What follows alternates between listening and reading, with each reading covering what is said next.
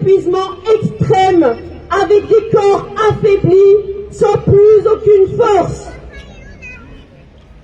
Des bébés prématurés meurent liés à une pénurie de ventilateurs, de ressources médicales et de personnel soignant.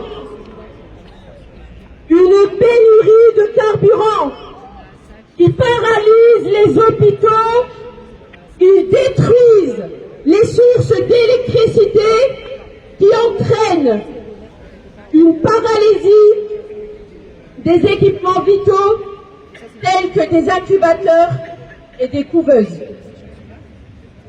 Ces bébés sont laissés à mourir car leur survie dérange le projet d'extermination de l'entité sioniste.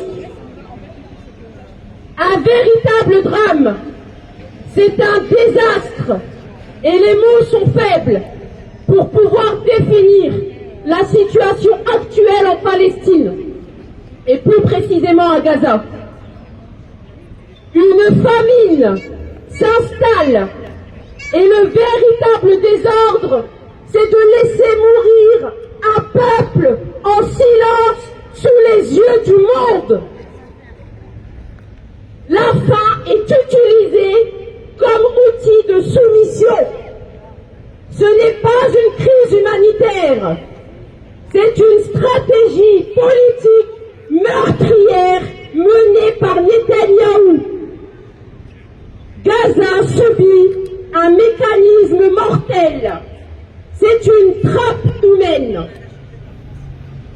Un processus de désaffiliation psychique face à l'horreur. Beaucoup en France et dans le monde se mobilisent, écrivent, manifestent. Mais à force de ne pas être entendus, un sentiment profond va s'installer. Celui d'être disqualifié moralement. Il y aura tout doucement, je pense, un retrait progressif du lien aux institutions, non pas par désengagement, mais par refus de coopérer avec ce qui est juste. En tant que militantes et militants, nous nous devons de ne jamais lâcher et de continuer à parler de la Palestine, de continuer à nous faire entendre et de faire entendre la voix du peuple palestinien qui résiste.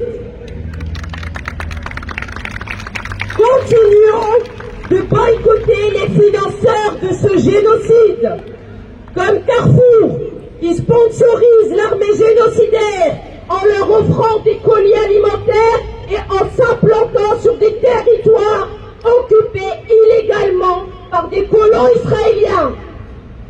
Boycottons McDonald's, qui offre des repas aux membres de l'armée génocidaire et qui s'implante également en territoire occupé illégalement. Boycottons BNP Paribas, qui est complice du génocide à Gaza par ses investissements financiers dans des banques israéliennes qui financent la colonisation et aussi le génocide à Gaza. AXA détient toujours des millions de dollars dans des entreprises d'armement, dont le plus grand fabricant d'armes, Elbit Systems. Le boycott, ça marche. Toi,